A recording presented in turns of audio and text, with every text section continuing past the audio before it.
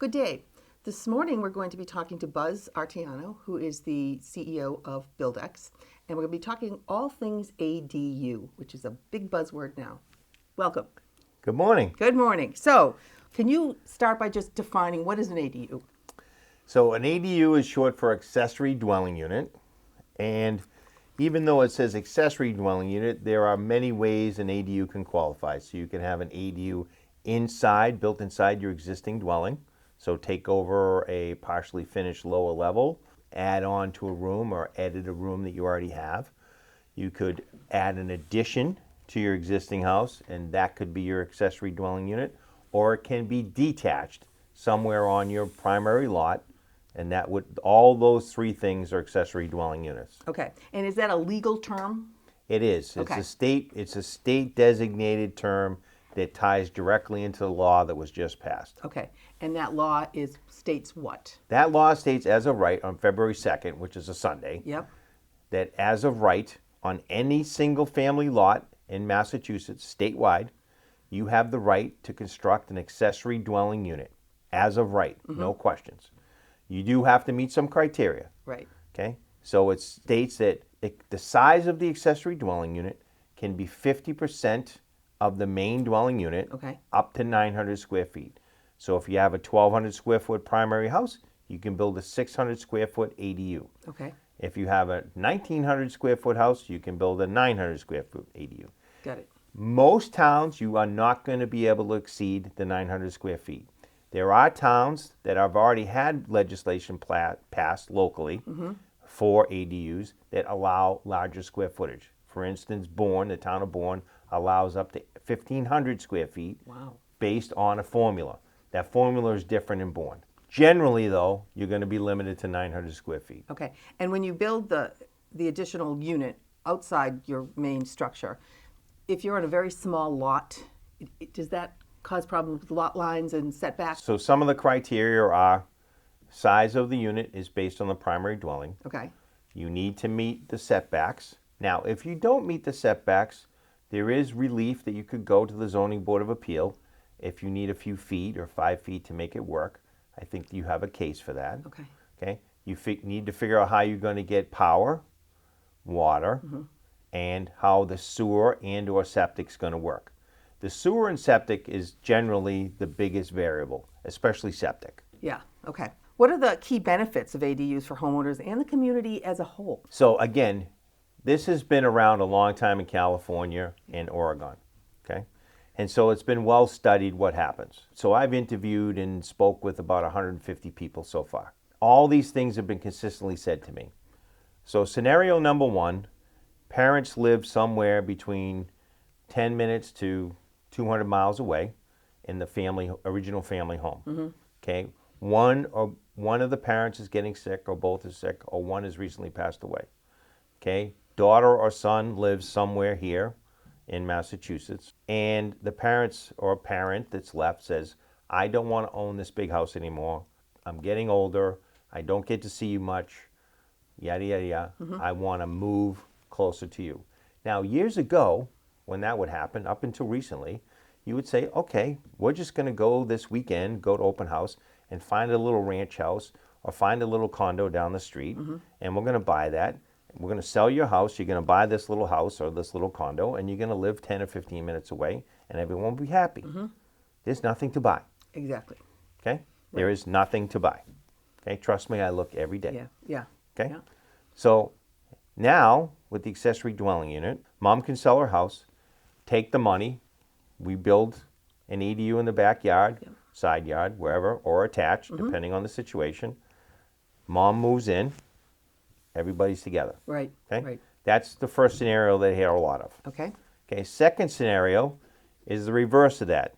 Mom lives in the family home, or both parents live in the family home in Hanson, Mass, and the child lives in Plymouth, and they've recently gotten married, and they bought a house 10 years ago, and they've outgrown the house.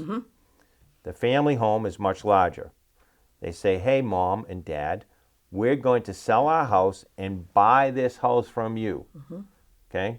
And we're going to take that money and build an ADU, and you're going to move in the backyard, and we're going to move into the family home, and we're going to dispose of this house. The third scenario that I hear a lot of is parents live in a primary home, child has graduated college, gotten married, okay, cannot find a place to buy, and they are tired of renting. They don't want to rent anymore. So then the parents say, well, we're going to build the ADU now.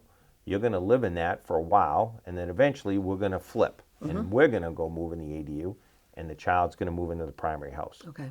Those are the three primary stories. There are many variables of that, Exactly. but those are the three themes that I hear a lot of. Okay. The rental theme And that's big. is actually very low, okay? Because It's the a big cost, conversation, I it should is, say. but Yeah. it's not real, and the people's fear of this is unfounded. Okay. The cost of constructing this accessory dwelling unit is somewhere north of $250,000, Right. depending on what you're building. Okay, if you run the numbers backwards, it makes no sense for someone to put somebody on their lot, spend $250,000 to build an accessory dwelling, to then rent it out for $2,000 a month. Right. It'll take forever to pay it back. Yeah, it financially it makes no Yeah, sense. Right. Okay, Okay. so my opinion, the rental build ADU for rental is going to be a very small component. Now, maybe when you get in the city, it makes more sense because the rents are higher, et cetera. Yep. But I'm saying for this area. Now, to answer your question of how does this help the real estate market, what happens is all those primary homes that mom's living in now become on the market. So it frees up that home for the next family to move up to, right? So again, they don't need an accessory dwelling unit, but they have a ranch home. They have 3 kids. They're bursting at the seams. Mom wants to sell her house. Yeah. They say, okay, I'm going to sell my ranch. They move over here, and then someone can buy that ranch. Right. Okay. It's a win-win. Right. Yeah. So there is a misconception where people think, oh, I can build something and get unlimited income. But to your point, it doesn't cost $50,000 to convert a garage into an ADU. No. You can't do it that way. You can't think about it that way. Correct. Okay. And again, all these conversations I'm having are people local to here, Plymouth County. Sure. When you get into the city, it's probably a different conversation. But local suburban areas, most people aren't going to build a unit on their lot to have a stranger live there. Right. Now, eventually, someday, when the parents pass away or whatever, maybe one of their cousins rents it or a family member lives in it. But I see the rental opportunity is very low. Okay. Got it. And the Healy Administration Housing Act, that's what you were talking about? Correct. That you just have starting February 2nd by right. Correct. With a few various exceptions, you can build an ADU on your property. Correct. Okay, perfect. Single family home. Right. Duplexes Right. do not qualify. Condominiums don't right, qualify. Right, okay. And what are the general zoning requirements in Plymouth County for an ADU? So it goes town by town. Okay. Okay. So all zoning regulations are set by town, and inside of every town there are different zones of setbacks. Right. So in the town of Carver, which we're in, and when you get closer to downtown, the setbacks become less. Okay. Okay. When you get into the larger lots, the setbacks become greater. And part of the reason why we have this housing crisis is because since 1970, we've built these massive subdivisions with huge lots, with tons of roads, and we've burned up all this land. Right, right. Okay? And I've been saying for years, hey, you know what? Someday there's going to be 2 houses there. And everyone laughed at me. But you're right. And You're now there's absolutely going to be right. 2 houses Yeah. there. Just for people who don't know what setback means, can you define Sure. what a setback So is? from your lot line, Yep. okay, so you have your front line, your side. I'm just going to pretend it's a rectangle. Okay. Obviously, other lots are shaped Yep. differently. But you have your fronts, your sides, and your rear. Yep. And those zoning setbacks say from your front line, the structure can't be less than 50 feet Okay. from the street.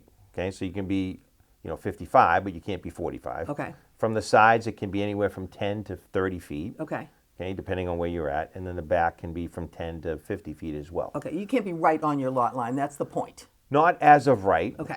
But there are opportunities to, if you had an existing structure, what comes in, say you have an old dilapidated garage Yep. that fits the footprint you want to build on, and it's on that It's already existing there. lot, you can go back and say, hey, I want to build on that footprint, and then yes, you could be very close to the lot line. Okay, perfect. So what are the steps that are involved in getting an ADU permitted in Massachusetts? Yep. So this is a generic answer. Okay. There's many little nuances that go along. Yep. Okay. So first step is to prove to yourself that it's going to work. So Okay. we use a software called Can I Build, and we can go online with you live and show you in real time with real hyper accurate aerial flyovers that we can prove to you to scale that the unit has a high probability of fitting the zoning setbacks. Okay. Okay. Let's find that out before we spend any money. Right. Right. Or any time. Yeah. Right. In order to get a permit, the next step would be we need to hire a land surveyor. Okay. Okay. And the reason for that, and unless they already have an accurate survey, if they've recently bought the house, they might have one. Okay. But I'm going to pretend they don't have one. Yep. So we hire a surveyor, he comes out and he does what's called an as-built. Yep. So he locates the existing structure, the lot lines, the boundaries, takes grades and elevations and all that. Then we give him the footprint of our ADU and say, we'd like to put it here. Mr. Surveyor, we'd like to put the ADU here. He draws that in to scale. Okay. Now at the same time that's happening, I'm going to pretend that we have sewer. Right. If we have sewer, we go and approach the town and say, hey, we would like to connect to the sewer. We'd like to connect to the water, yada, yada, yada. Okay. And then we also identify where the electricity is going to come from. Okay. Okay. Most houses have, 2 to 5 bedrooms. Yeah. Unfortunately, when the septic system was installed, it was installed exactly for how many bedrooms you need. Right. Right. So you're going to need to either expand that leaching field. Yeah. Okay, or put in a separate system Yep. for the accessory dwelling unit, or maybe replace both systems and combine them into one at the time, and that's that conversation that needs to happen. Let's assume for a minute we're going to need a new septic system. That surveyor is going to set up for a perk test, a percolation test. We're going to go dig a test hole, find the elevation of the water, the groundwater, because we have to have 4 feet of separation. And we're also going to determine the percolation rate of the soil. It can be 2 minutes, which means the water flows out in 2 minutes, up to 60 minutes, which means it takes a long time to go in. Yeah. The bigger that number is, the bigger the system has to be. Right. Makes sense. So 2 minute perk is your best. Yeah. 60-minute perk is the worst. And as the perk gets higher, the number gets higher, the system gets bigger. And you're limiting your space that you can put your ADU, because there must be a setback between the septic and the ADU also, correct? There's Board of Health rules. Yeah. The septic Right. leaching field has to be a certain distance from the lot line. It can't have breakout. There's a whole bunch of Yeah. rules. So that's why you need that surveyor. But again, you want to kind of prove all that before you spend that money, Yeah, right? absolutely. And honestly, most surveyors, if you call them and say, hey, I'm thinking about building in this area, they have so much experience. They're like, yeah, the soil over there is fine. Yep. Or it's a little sketchy, or it's really tough. It's glacial till, or it's sand. And they generally know. Now, you never know until you dig in the ground. Right. Okay? Right. However, you can have a very good educated guess based on prior, interactions. Or, if you have a neighborhood here and you're thinking about doing something, you go and look up when this septic was installed. You find the surveyor there, you call him on the phone, you say, hey, Mr. Smith, I saw you did that system for so-and-so 5 years ago. What was the soil like? Right. And the soil log is on the septic permit as Okay. well. So septic is a huge part. Septic is it's the a determining factor. It is the major variable in all this work. Are there specific design considerations or accessibility features that homeowners should keep in mind when planning an ADU? So I always recommend everybody to future-proof as much as you can. Okay. Okay. Now, I've seen some plans for accessory dwelling units that have the typical, style bathroom with a 5-foot tub shower, with the toilet's right up against it and the vanity's right up against that. And it's a little teeny 5x8 or Yep. 5x9 bathroom. I would not recommend that. Okay. I would recommend expanding that bathroom a little bit. It doesn't have to be fully ADA compliant, right? But you need to future-proof in your head and say, hey, if someday I have mobility issues or the Right. person living here has mobility Right. issues, how are they going to access this bathroom? Do I have place for grab bars? Right. Can they transfer from a chair to the shower? Can they transfer from a chair to the toilet? Yeah. Be real about it. Right. Don't jam the bathroom in because you're trying to make the bedrooms bigger. Right. Because you're only going to hurt yourself in the end, because you're going to really limit who can live there. Exactly. Now, do you also have to consider like parking? Like if you're going to have 2 people, do you have to have parking spaces for 2 cars? By law, they can only make you put in 1 parking space. Okay. So as part of that Housing Act, it requires 1 parking space. Okay. Now, what are the financial factors that homeowners should consider. Yeah. Now, a lot of people had no idea or have no idea, and I've read a lot about this, about the price between $225 and really $375, depending on how Sure. extensive you have to be. Yeah. That's a lot of money. But to your first scenario where the parents are selling their house, they probably have a ton of money to put into this. Hopefully. Yeah, hopefully. So Yeah. that wouldn't be an issue. Yeah. But if you don't have a ton of money to put into it, what are the financial implications? I think that the first step that I encourage everybody is get on with a qualified contractor. Yeah. Doesn't have to be us. Yep. But someone that's understanding an ADU and all the ramifications, not just a contractor that's doing whatever. Yeah. Okay? Someone that's really studied the law, has built an ADU or two, really worked through all the variables, because there's a lot of considerations to understand about it. Yeah. And I'm still learning every day. And then let's figure out if it's going to fit on the lot physically, right? Let's figure out if the soil's a problem. All these things we can do for free, okay? Then the next step is get on with a mortgage broker. And do they have specific ADU financing? Yes. Okay. Yes, with a caveat. Yeah. Yeah, with a caveat. Yep. So some banks are much further ahead. So one that we refer is Cape Cod Cooperative Bank. Yep. And they've had an ADU program for years because on the Cape, ADUs have been allowed for a while. Yep. Certain towns. Okay. Everything I'm saying is, you have to take it. Oh, right. Today is January of 2025. Right. Who knows? Who knows what's going to Right. become Yeah. in the next 6 months, right? Exactly. But there are products available now, and there's more rolling out all the line. I'm not going to try to tell you what those products are because they change all the time. Sure. The key is to get on the phone with the mortgage broker, be transparent with them, and say, hey, me and mom, or me and dad, or me and my parents want to do this. I live here. This is my current mortgage. They live here. This is their current this. This is our financial situation. We need X amount of dollars based on a conversation with a qualified contractor. Yeah. We think we need $300,000 to do this based on the cost of the ADU, and we need a new septic, and we need a new driveway, and we've got to take some trees down, and there's an old barn in the way, Yeah. and blah, blah, blah, blah, blah, right? And then have that conversation. Most of everybody that's on that list can give you an answer within 48 hours. Okay. They can give you a pre-approval letter saying, Okay. based on these factors Yeah. you just told us, Yep. we can give you or we can loan you up to X amount of dollars. And there are tons of different programs, Okay. And there will be more and more as we go along. more and more. So Yeah. I think obviously interest rates are high right Yeah. now, right? The good news is all these products have no cost to refinance and there's no prepayment penalty. Okay. So 3 years from now, hopefully interest rates will be 4%. Sure. You go back and you Refinance, say, right. hey, I would like to refinance, Right. and that's going to drastically reduce your payment. Right. Now, given the fact that there's so much to do when you're thinking of putting on a different, separate unit, a separate ADU, talk about when it is beneficial to actually add to your existing house, and what are the ramifications of that versus a separate entity? Yeah.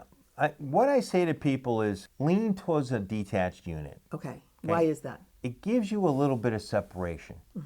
Okay? Because if you think about it, you've grown your whole adult life, right? And your parents have been alone for a while. And now all of a sudden you're going to be like, hey, we're all together.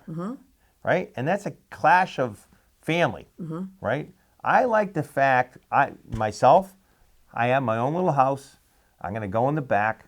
Hey, would you like to come over for coffee? Yeah. Yeah. Walk 100 feet, 20 feet, whatever Whatever it it is, yeah. right? Come in the house, or hey, send the grandkids over. I'm making cookies, and they can walk back. Yeah. I like that idea. Yep. Now, it doesn't always work, Right. but to me, I tend to push people. Hey, let's just talk about because again, this is all an unknown. Right. Right, and you're spending a lot of money. Exactly. And I like to talk about everything with people, right? And some of these are hard conversations. Sure. Right? And say, hey, do you want to be able to walk through a door and walk into their living room? And the daughter or the son will say, yeah, I really don't want that. I love my mom, but Right. let's put her, let's give ourselves all a little privacy. Yeah. Right? And Now, there are times, though, that you have to attach. There's a possibility you could save money. Yep. So let's assume for a minute that you have the ability. Let's pretend there was a an old first floor bedroom that you were wiping out as part of the addition, and now you have the capacity on the septic system, and you don't have to expand the septic. Yep. and the electrical system is big enough to support the ADU, and all those things combined, Yep. that's a huge saving. So sometimes it makes sense to connect. Okay. Or the lot's a funny shape. It's a triangle, Yep. and there's no room in the backyard.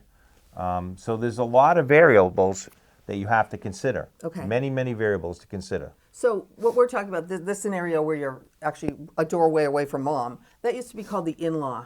Correct. Right. And Yeah. a lot of people will sell houses and say, we have an in-law suite. Right. Is that really a thing, or is that just they've rearranged the interior of their No, house so they have many an extra... many towns were flexible. Okay. So and again, every town is different, different, I know, right? So yeah. what I'm going to say is generic. Yep. But generally, the law went something like you can build up to so many square feet attached. Yeah. It has to have a common door between the areas. Yeah. It has to steer utilities. It has to do this. It has yeah. to do this. Okay. It has to do. And so they allowed them to build these in-laws. Okay. Now, fun fact in the town of Plymouth, you can have an in-law already constructed on your single-family home and still qualified to put in a detached ADU. Got it. Okay. It doesn't disqualify you. So then again, it's all up to the town. Correct. Okay. What are the potential returns on investment you can get from doing this? I would never pretend to protect the future. I feel like it's instant value add to your property because we're on the very beginning of this 20-year journey. So over the next 20 years, there's going to be a $7 trillion transfer of wealth from a certain generation to a younger generation. Okay? And to me, it would make more sense to start that transfer early. Yeah. So part of that transfer could be we sell our house. Let's pretend we had $600,000 in equity. Okay, I'm just going to use round numbers. We spend $300,000 building us a nice ADU in the backyard, and then we go to North Carolina or South Carolina or Florida and we buy a condo there. Yep. And we're going to be here for 6 months and we're going to be there for 6 months. That's a win-win. Right? Yeah. Or we put the 300 here and we take the 300 Yeah. and we put it in trust for our grandchildren. Okay. Okay. Now the key to all this is you need to work with a good financial I planner. was going to say that, yeah. Okay. Yeah. And capital gains, you have to worry about all that. A whole bunch of stuff. All that Now, stuff, okay. all selling a primary home, you're never going to have capital gains. Well, you can, but it's in the millions. Yeah. Okay.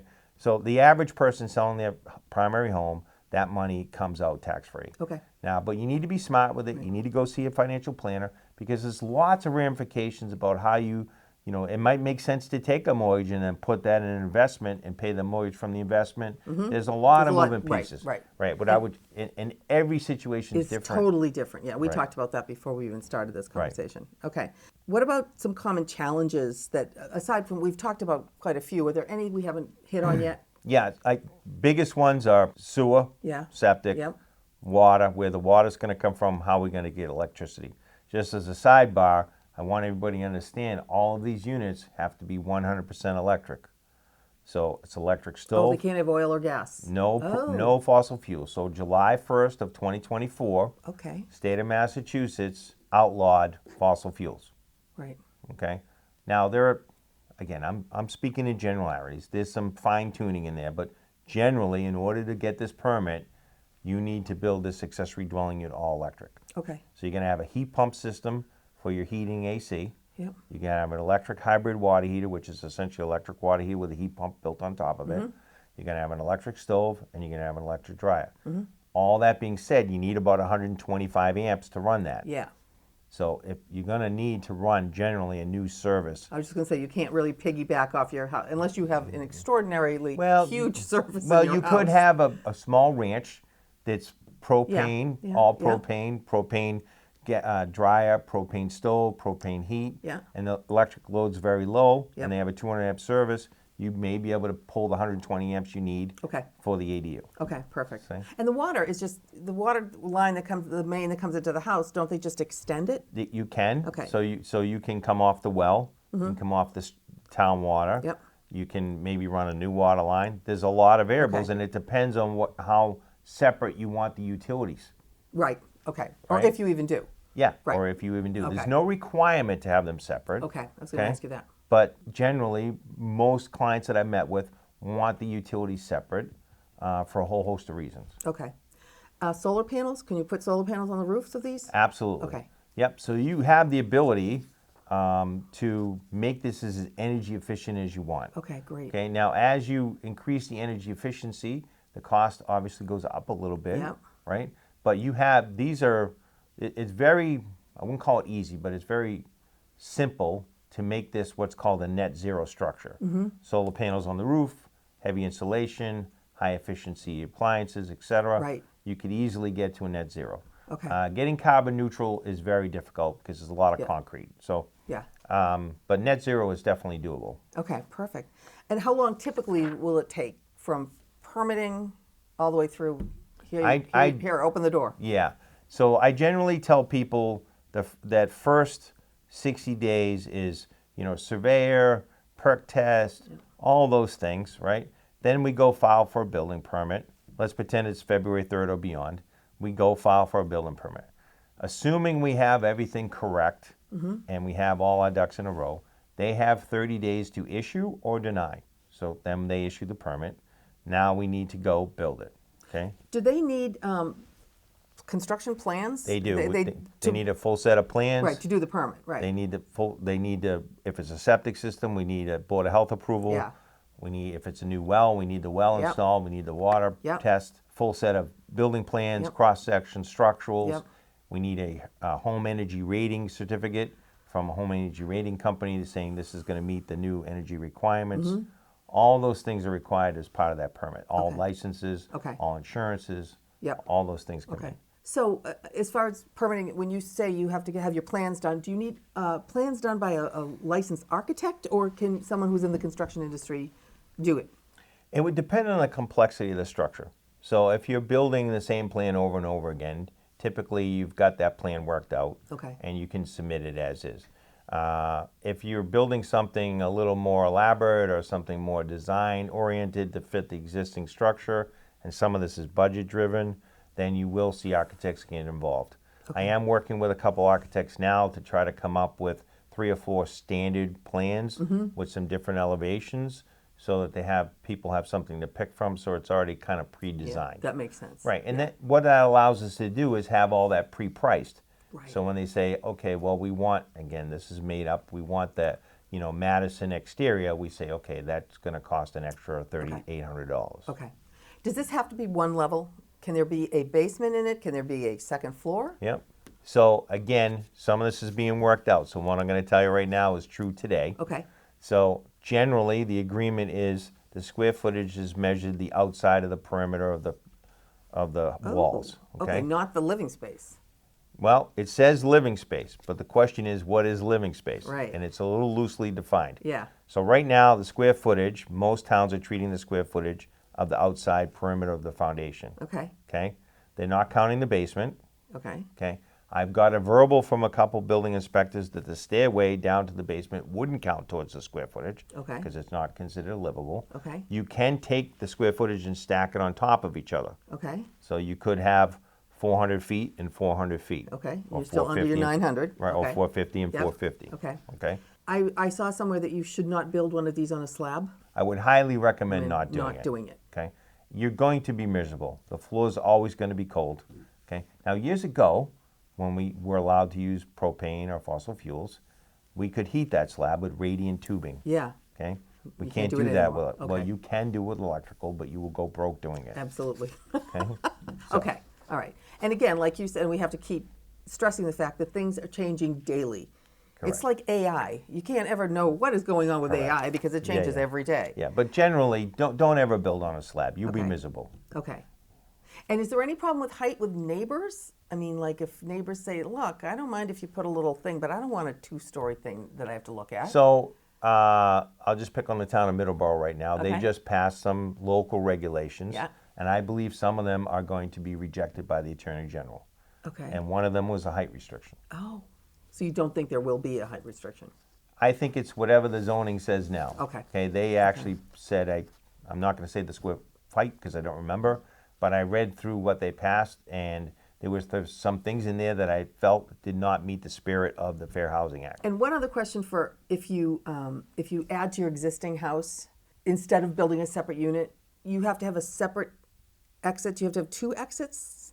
So you need, Are there- you always need 2 means of egress. Okay. So That can be a slider to a deck. That Yeah. can be a front entry door. Okay. Um, Could going into the main house be an egress? it could. Okay. Yeah, Okay. absolutely. And again, every situation is totally Yeah, different. Okay. yeah. There's a lot of variables. Okay. But generally, so it's, I've already gotten verbals that we could do a 2-car garage under, Okay. and then a 1-level, house or a 2-level, Okay. right? Depending on what you wanted to do. So generally, garages are not in play. That's not, it can be an attached garage. Yeah. Would not be counted towards the square footage. Okay.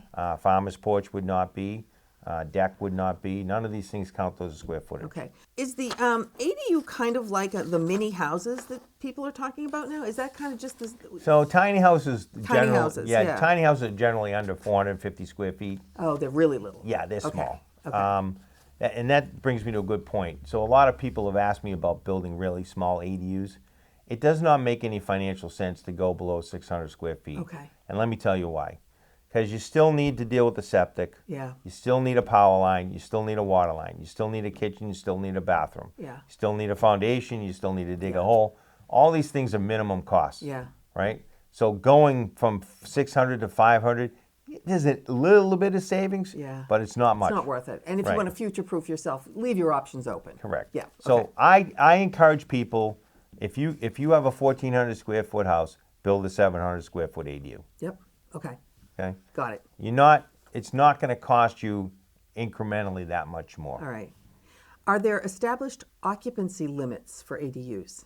So no. So if you have a 900 square foot ADU, you could buy and you could fit it by code. You could put you could build a 3-bedroom ADU. You got to remember the early ranches built in the 70s were only 1,000 square feet. Yeah. Okay. Yeah, they were That wasn't small. that long Yeah. ago. Yeah. And they were 3-bedroom, 1 bath, Yeah. kitchen, and living room. Yep.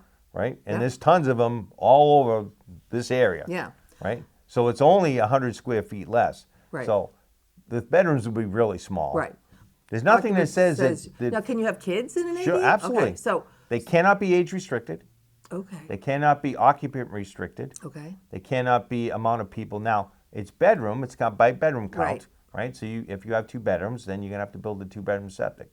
Right. That's driving the occupancy. Okay. But 5 people could live in a 900 square foot ADU. I don't think you'd be happy. Okay. But you could definitely do it. So do the towns have any issues with the draw on resources that adding that many people? I just don't. From the conversations I have, that's not. It's not even not even on the radar. That's not the driver of it. Okay. Okay. It's now. That's not to say you're going to get the one person that has a daughter that moves in that has 3 kids, a daughter and a son that moves in, and they Yeah. have 3 kids. That's going to happen. Yeah. Right. But I think that's going to be like 1%. A tiny. Exactly. Yeah, I think it's going to be Yeah. a non-issue. A lot of people just don't talk about much, but do the occupants of the ADU need separate insurance policies like contents, liability, which is huge, and are insurance companies competitive in pricing strictly for the ADU? Do you know? Yeah. So the answer is maybe. Okay. Okay. As of today. Yeah, as of today.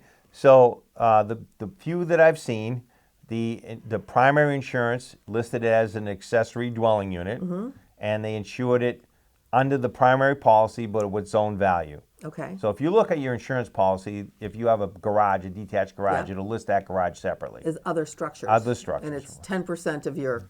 Right, it's Yeah. the standard. Yeah. But you can make that other structure say whatever it wants for dollar value. Okay. So then it automatically is covered under the same policy as the primary home. Okay. Okay. So it's really just an incremental cost to your existing policy. Now, you could get your own renter's insurance. You Right, could get your for own your contents contents. insurance. Yeah, yep. You could get your own policy if you wanted to, but I encourage everybody just to add it on to their primary policy. Okay. And I'm asking about the liability policy because what goes on in that ADU, because it's on your property, is basically, it's on you. 100%. So it's So- one piece of property. Yeah. It's covered under that liability. Okay, so that's something you have to think about. And I always encourage everyone to take a look at your policy. Yeah. Get an additional rider to Yeah. up your liability insurance. Yeah. It's very inexpensive. Exactly. A couple $100 a year Yeah. to get another $1 million worth of liability. Right. And that not only covers you what happens on that property, but it covers you if something happens off that property with property that you own. Exactly. Property values continue to rise. Your taxes continue to rise. So what has been your experience with the ramifications of your tax bill, property tax bill, when you have completed an ADU? Yeah, so No idea. It's it's too new to tell. Okay. Now, I'm only going to tell you what I've seen in the town of Plymouth. Okay. So, town of Plymouth, we did the first ADU there. And they passed a law just about 6 months before the state law took effect. Okay. So I was able to build one there first. Right. What they decided to do was put a U on the end of the address. The house that existed was 72. The one I built, the address is 72U. Okay. Okay. I'm assuming short for ADU, right? Because there's a lot of A, B addresses and R addresses. R for revert, yeah, rear. So they made that a U, which made sense to me. I think a lot of towns will adopt that, Yep. which makes sense to me. Because then you're like, oh, it's the same address as it's an ADU. Right. Right. It seemed to make a lot of sense to me. Because they don't have enough history yet to determine, did this increase your property by the $300,000 that it cost to build, or no? Did it not? Yeah, good question. So we don't know. We won't know for a while. If a homeowner is building an ADU for the specific purpose of supporting elderly parents or relatives, do you know if there is now or will be any tax incentives or things that will help them? Yes. So in the Fair Housing Act, there's $5 billion of grants and funding available in all different manner, shapes, or forms. Okay. And it's all online. Okay, and it addresses that as one of the issues. Elderly parents, disabled people, handicapped. Part of the construction cost can be offset by a grant. Okay. If you need, for instance, full handicap accessible bathroom, that part of the structure can be funded by that money. There's $5 billion in that fund. Okay. And it's not all just for ADUs. It's for other types of housing as well. Right. It's not a separate deed then. It's just in addition to the deed of the original house. It actually is not added onto the deed. It's just added onto the plot plan. Okay. All right. Yeah, it doesn't affect the deed at all because again, that's a good jumping off point. That accessory dwelling unit can never be subdivided from the primary house. Right. It can't be a virtual lot line. It can't be condominiumized. It always will run with that property. Right. So if you built an ADU and 5 years from now you want to sell your house and you have somebody living in that ADU and they don't want to leave, too bad. Yeah, that if it's a renter, they're going to go with the deal. Okay. Assuming they have a lease. Okay. And so you wouldn't know if people build these just for rental income, and we've talked about how that probably doesn't make sense right now. But if they did, do you know if it's considered taxable investment income? Absolutely. Oh, it is? Yeah. Okay. That's another reason why you're gonna probably you're not going to be You're going to have to. Now, there's also you can do accelerated depreciation. Yeah, So if you're looking for some tax deferment, and you are a high income earner and you want to rent it out, because again, you could rent it out to a family member. Right. It might make financial sense because you have some accelerated depreciation. All those things that go along with it, and that's why I advise people. Work with a tax professional, work with a financial planner, because there's so many things and they're always changing, and every situation's different, that people need to work with a trusted advisor that's going to steer them the right direction. Right. A perfect example would be you're letting your kids live in the ADU free so that they can save money to buy their own house if they don't want to end up taking over your house someday. Yep. And do you have to report that? No, definitely not. Okay, perfect. Yeah. Do the towns that have permitted the construction of ADUs have any mandate to follow up on how it's being used? So come February 3rd, it's none of their business. Okay. Okay, so up until now, I'm going to pick on Carver. I had one of the first, early accessory dwelling unit. It was attached. Yeah. It was called a in-law, I believe, on Meadow Street. That I built for some people, and I actually had to go through the process, the planning board, get it special permit, all those things, and they went to town meeting and they passed it. And again, I think it's 600 square feet, but I could be wrong. It was a long time ago, and they put in that law that said every 3 years you have to prove a family member's living there. Right. That all goes out the window, February 3rd. On top of that, you could rent out both structures. Okay? So you have the primary home. Yep. You have the ADU. You say, you know what? I'm moving to Florida, but I really want to keep this as an investment. You move to Florida, you rent out the house to person A, person B is unrelated to A, can live in the ADU, and they both can rent. And in that case, that makes a lot of financial sense, probably. Maybe. If you have the money to do it. Yeah, and if you want to be a landlord from Florida. Yeah. And I'm sure there are going to be property management companies that are going to be saying, we'll be your ADU manager. Right. Yeah. So it gets the government out of that Yeah. who's living there thing. Okay. So bottom line, because this is changing so frequently, is there a place where people can go and kind of have your pre-discussion checklist where they can have all the kind of the things we've talked about today? They can almost fill out a form that says these are all the questions you're going to have to answer or the things you're going to have to do. Right. So that they don't come in to talk to you or to any construction person blind. Yeah, I don't know of any. Should there be? Probably, not sure who would run it. It's probably part of that Fair Housing Act is probably a checklist online. Okay. It's not going to be complete because it's so variable. What I say to people is find a contractor that's doing this as a full-time business. Yeah. Not, hey, I'm going to build an ADU every now and then. Yeah. And meet with that contractor online or in person, and you're going to know right away if they know what they're talking about. And that's going to be, I think, your best source because that person is going to have, they want to build stuff, right? So they're going to figure out if they can build stuff. Sure. Right? So let them do that part. You do the financial part with your mortgage broker. Yep. Right? And then you get your financial planner involved and you have your team. Okay, right. Right. And that's what you need. Right. And the contractor is the quarterback of everything building. Right. He works with the surveyor, he works with the septic, Yep. all those things. He's doing all that because you already have a full-time job living your life. Right. Right?